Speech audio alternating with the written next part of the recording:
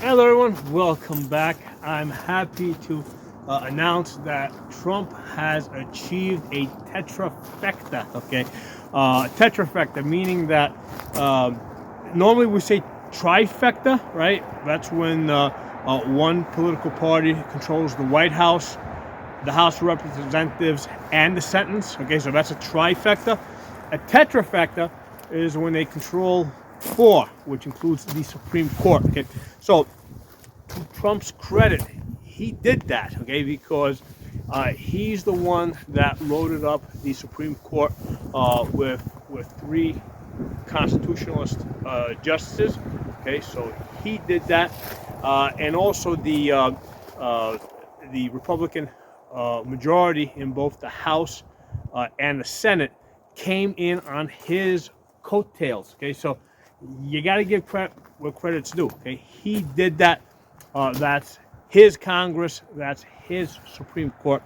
Now, this does not mean that we are rid of rhinos. Okay, the victory in the House and in the Senate is actually very narrow when you factor in the rhinos. Okay, it's a very narrow victory in the Senate.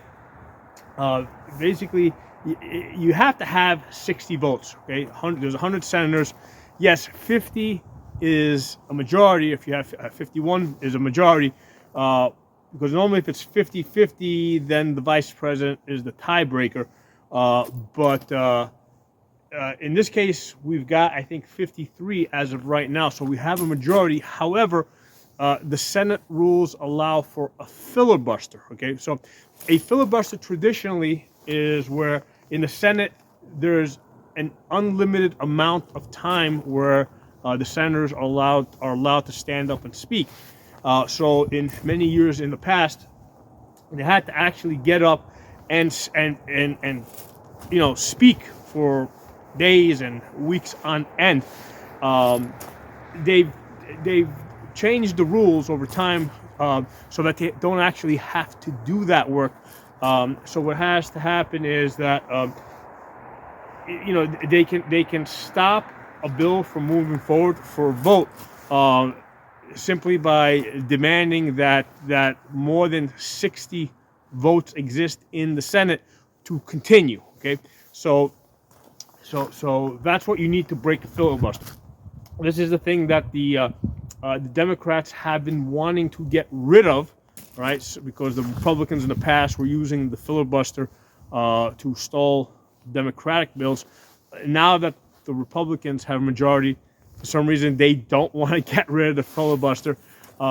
Keeping the filibuster in place is a good thing because it does kind of force both sides to come together and have some type of an agreement. Because if the filibuster is not in place, what's going to happen is there's going to be wild swings. Okay, you're going to have one party get stuff done, and then the next time that the other side takes over, things are going to go radically the other way, and then radically back the other way.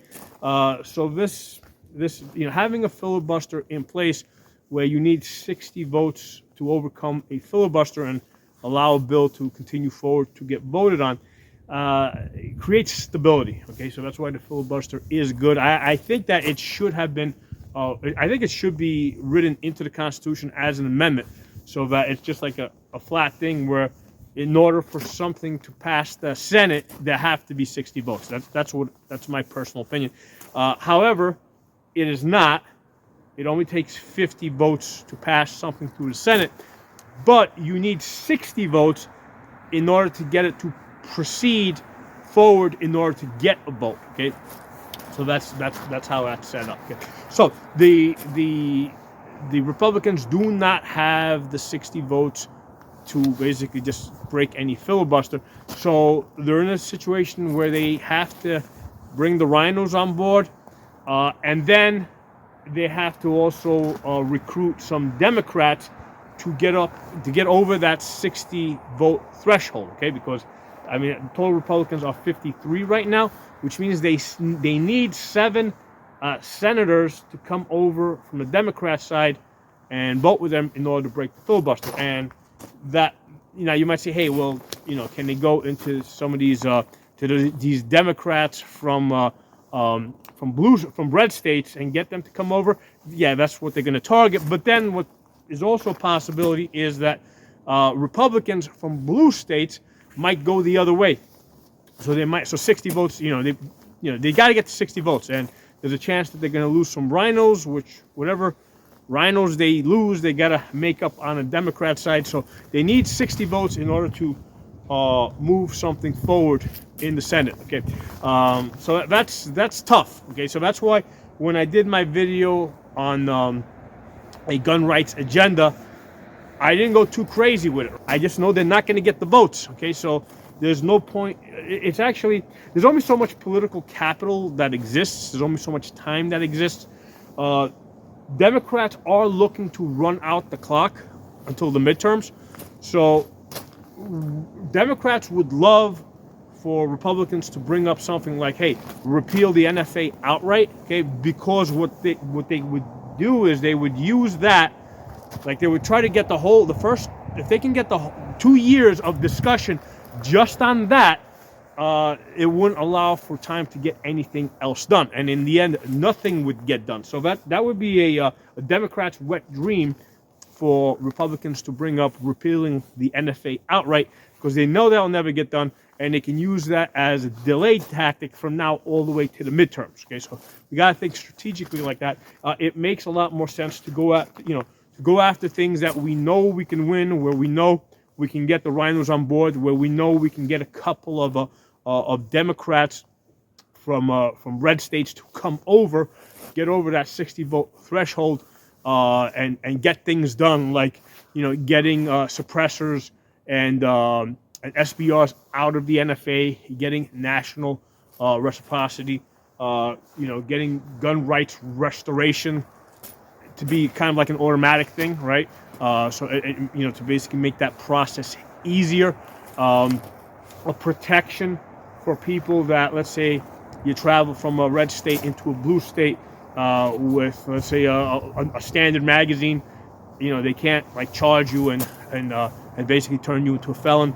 And getting the Hughes Amendment repealed, right? Because that's doable, right? Because trying to get the Hughes Amendment repealed, all right, doesn't destroy the NFA. You still have the registry, right? It's just that would allow for the manufacture of new automatic firearms to be sold to the civilian market, and then you would still have to register them with the NFA. But now, if more are being produced and sold, now we can start moving up the number of automatic firearms in circulation, and try to get them into that common use category. So we got to play the long game here. So yeah, on the Senate side, there's work to be done to get anything done, right? Because we don't have 60 solid votes in the Senate. Okay, we just have a simple majority. On the House side, it's very narrow. Okay, I think because you need 218 to get a majority. I think they're like at 219. They might get up to 220, right? 223, but that's still very narrow. You still got the rhinos. Okay, that it's a lot of work. So that's why we gotta break up the work into small chunks that are digestible. Okay, so this is a Tetra-fecta, right? Because we also have the Supreme Court. The goal there is, of course, we got a couple of cases that are already running, like the frames and receivers case. I expect that the Supreme Court will be a lot more generous in their wording now that they know that the Republicans are in charge, and they're not going to be, that the Democrats aren't going to stack the court. Just start adding additional justices to dilute their votes. So now that threat has gone away, I do expect the Supreme Court justices, when they make their decisions, to be a lot, on gun rights specifically, to be a lot more generous. I do expect that they will start taking cases like maybe these AR, like what they call assault weapons bans. They'll start taking them, because they've been kind of kicking the can down the road. So I think that they will accept an AR-15 case within the next year. But even more important, as much as I love Clarence Thomas and Alito, they're getting up there in the years, and we need to think not just over the next. We need to think beyond just the next 4 years. We have to think into the next 25 years. Okay, so we need Thomas and Alito to retire, right? Which is probably something they're thinking of, and we can get some younger justices in there, in their image, that will take us forward into the next 25 years. And I would very much like to also get Roberts replaced. Number one, he's also up there at about 70 years old, but also he's also been one of those wishy-washy moderates. Sometimes he's a constitutionalist, sometimes he's not. I'd like to get him replaced as well. So we get those three replaced over the next 2 years, right? Because that's the only next 2 years is all we have guaranteed for a Senate majority. Okay, we can get those three guys replaced over the next 2 years. We're gonna be set for the next 25 years. Okay, so I think that needs to be the priority on the Supreme Court side, not just the cases that are coming up, but also setting up the court for the next 25 years. Okay, so really happy that we achieved this, and this is me, you, us, everybody that went out there and voted. We all knew that Trump in his first term was not perfect. He wasn't the way we would have liked him to be. But I think that him having been out of office for 4 years and being able to sit back and see how corrupt government actually is, and fully understand how a government can turn against its own people, and why the founding fathers gave us Second Amendment right. The Second Amendment. I think he's got a much more clear understanding of this, and I think that everything he's experienced over the last 4 years with the lawfare, them basically trying to get him convicted on bullshit. I think he's now bringing that into his second term, and realistically, I think the Democrats really did us all a favor by cheating the 2020 election. Because number one, if they hadn't done that and Trump had been elected in 2020, Trump would not have the experience of having seen what happened to him over the last 4 years. If he had gotten reelected, he basically would have been a lame duck president, right, for a second term, because he would not have had the Senate, he would not have had the House of Representatives. There's not a whole lot he could have done, right, other than just keep the border closed through executive order. That's really the only thing he could have done. He could have gotten done, or rather maintained, if he had gotten elected in 2020.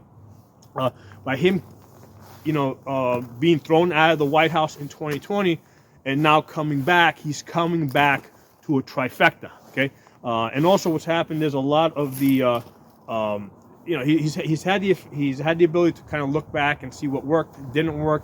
He's got a plan now going in, and a lot of these cases, like a lot of the things like the Remain in Mexico policy, they've already been tested, right? So he doesn't have to go through all the difficulties to institute, let's say, a Remain in Mexico policy without having to go through the courts the way he did the first time. That's already been done. So he's going to have a much easier time with the executive orders on dealing with the border crisis, and then he can basically codify that through the Congress. Okay, so my thoughts on that. Really happy we got this tetra-fecta, because we got the Supreme Court too. And like I said, I want us to go hard, but I also want us to go realistic. I want us to try to get small victories and use those as a springboard to move on to bigger victories. Now, that doesn't mean that we only need to start one thing at a time, wait to finish that, and then move on to the next thing. We don't have time for that. We only got 2 years. What that means is that all our goals, we need to divide them up into a lot of little pieces and get all those little pieces running at the same time. Okay. So thanks for watching. Talk to you soon.